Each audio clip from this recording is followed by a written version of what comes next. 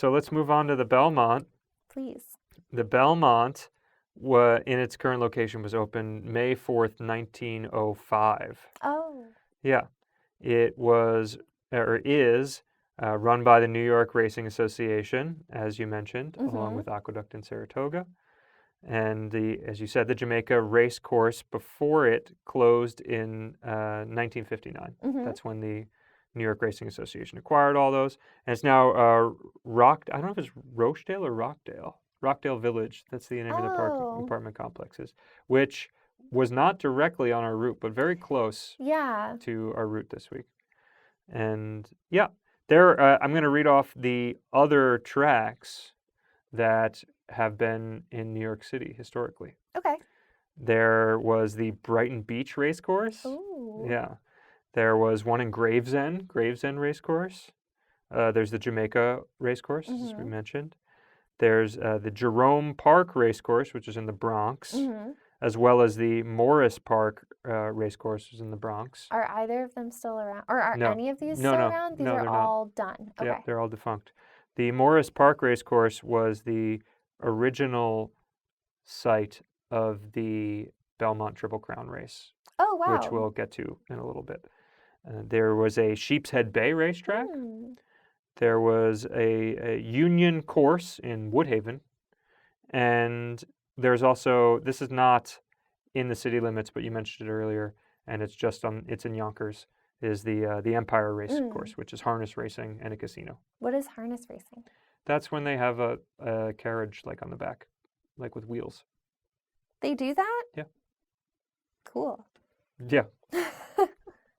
So as you can see that, I don't know, there's like 7 or 8 different racetracks. I mean, yeah, that used to be popular, huh? Yeah, it was. And I wonder also what happened. all places that are, well, I guess I can't say definitively for the Bronx locations, but for the other ones, they're kind of like beachy. They're at edges Yeah. of areas. Yeah.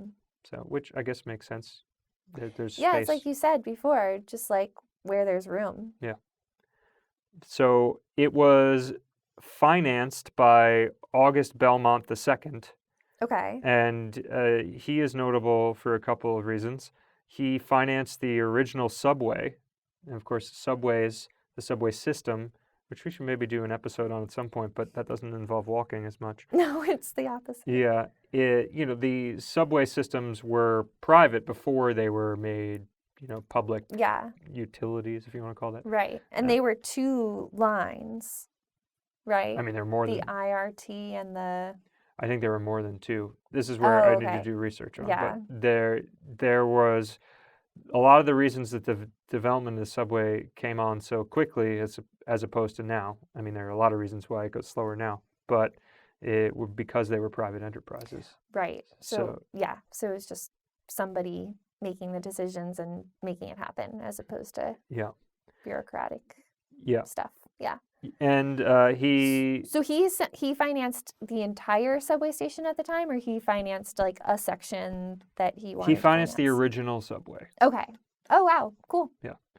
And I don't know if I said it's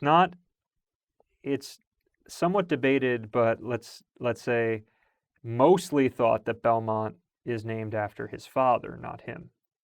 Oh. So he's a junior. Okay. And August Belmont Sr.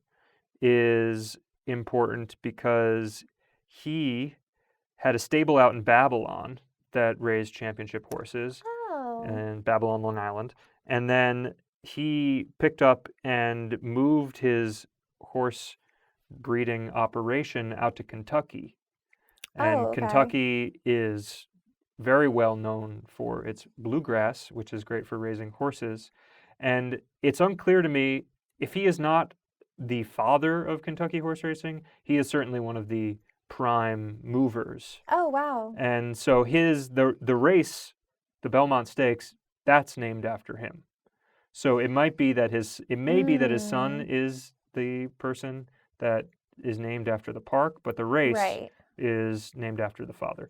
And so August Belmont II inherited the Babylon estate where the horses were raised, and He was big into polo, which was like a thing back then. So like real aristocracy. Yeah. Polo feels very fancy. Yeah. Yeah. As far as the specs of the track, it is 1.5 miles.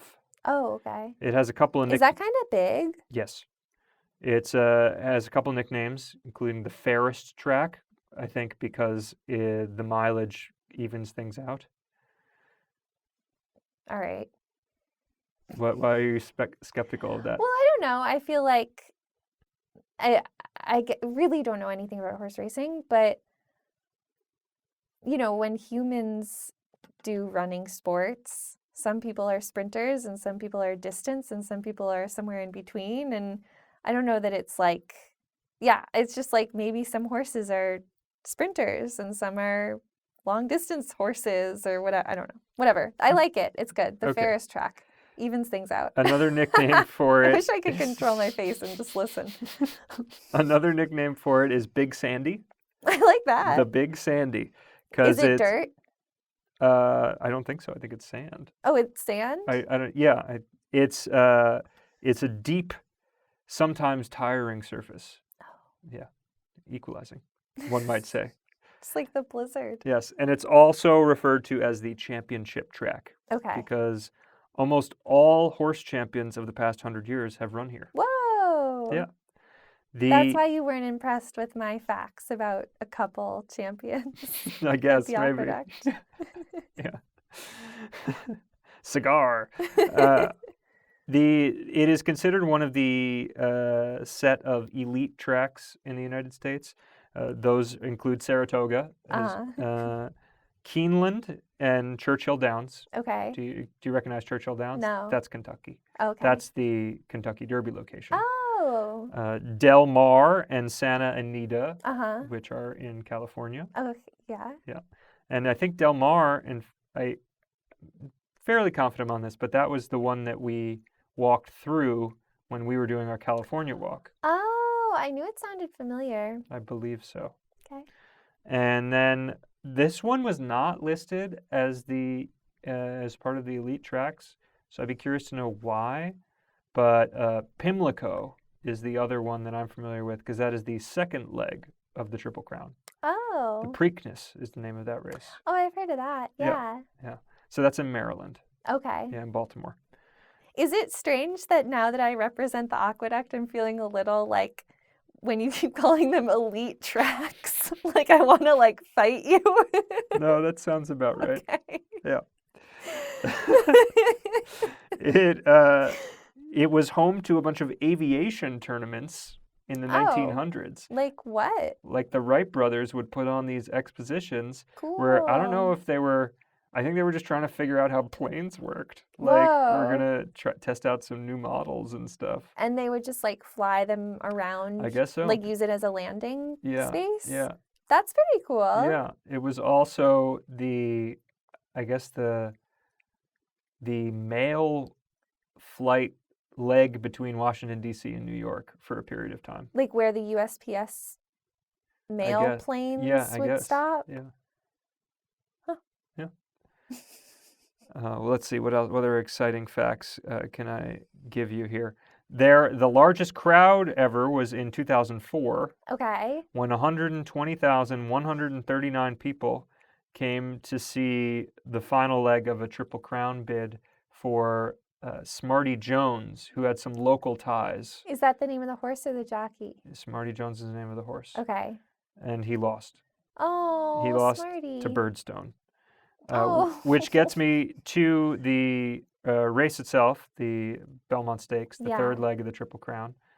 It was first run in the 1870s at Morris Park, which I said earlier. Okay, And then I believe it moved there when it opened in the 1900s. Okay. Yeah.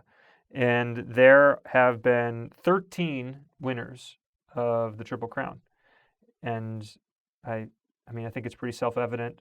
You have to win all three races, the Kentucky Derby, the Preakness, and the Belmont Stakes in 1 year. And it is a pretty difficult feat. Yeah. And I'll read off the winners that have won. 1919, Sir Barton. 1930, Gallant Fox. 1935, Omaha. 1937, War Admiral. He's a very famous horse. I've heard of him. Yeah. So 30s was a good run. There were Yeah. 3 winners. None in the 20s. You know, we went from 1919 to 1930. Oh, yeah. Wow. Then 1940s, another great year. Whirlaway in 1941. I wonder, sorry to interrupt you. I Yeah. wonder if they were doing horse races in the 20s. Oh, yeah. There were? Yeah. Well, wasn't, because it was also like the Depression, right? I promise you, they were Definitely racing they were running horses. horses. Okay. All right. Yeah. Go on with the names. Say that one again. Whirlaway? Whirlaway. Oh. And I believe that the Depression was the 30s, not the 20s. Prohibition was in the 20s. The Roaring 20s. Oh. Yeah. Anyway. Right. Well, cut that out. It's fine. 1943, Count Fleet. 1946, Assault. Are you reading at the same time? No. I think you're reading it at the same time. You always do this. She's always reading my notes. It's very frustrating because I feel like I can't get that dramatic extra bit because you already know the answer. Sometimes it's just easier for me to pay attention if I'm looking. 1948. Did I say this one? Citation. No, that's the first time I'm hearing Yeah, it. so that's the news to me. So that's 4 winners in the 1940s. I'm gonna make sure this doesn't get...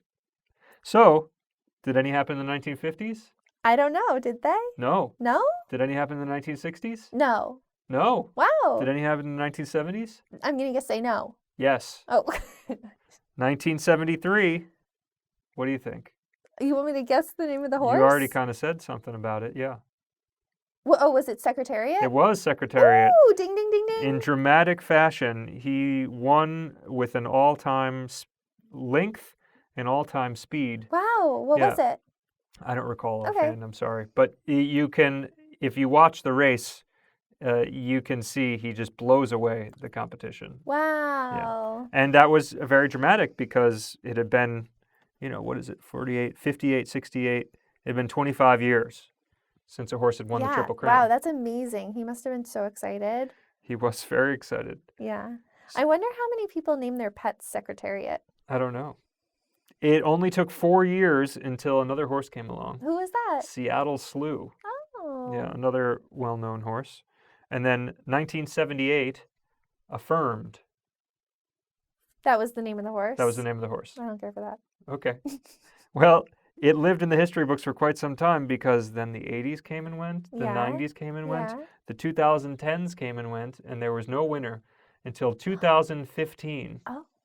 American Pharaoh came and won. That was his name? That was his All name. right. And then 2018, just 3 years later, Justify won. Oh. And that is the list of all the Triple Crown winners. Now, there have been 23 that have won 2 legs. Okay. And ultimately come up short. Yeah. And 2 out of 3 ain't bad. 2 out of 3 ain't bad. Thank you.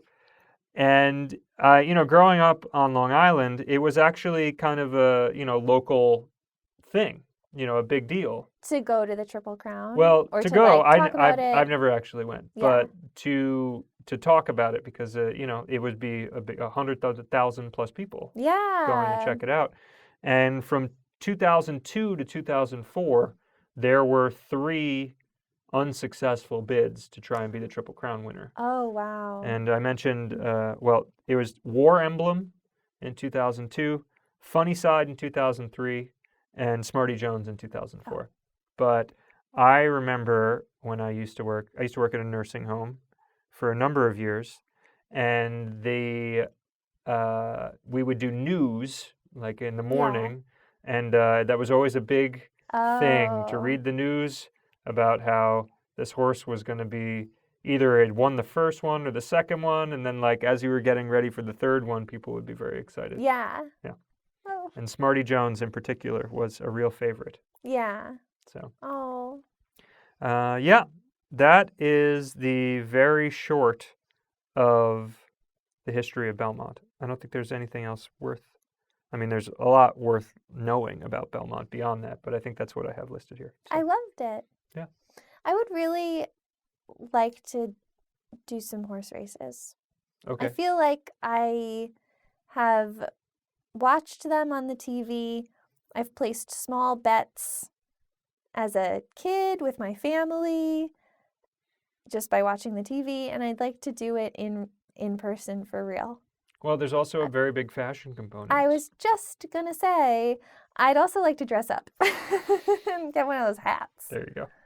But I feel like, I wonder if you can only do that at Belmont. Now that I know that Aqueduct is like the working class track and Belmont is like the fancy track, I wonder if people dress up at Aqueduct.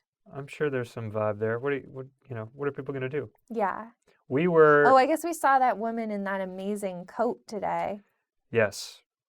There was a woman in a mobile scooter in this completely enveloping fur coat. Yeah, with a sequined mask and a fur hat and sequined gloves.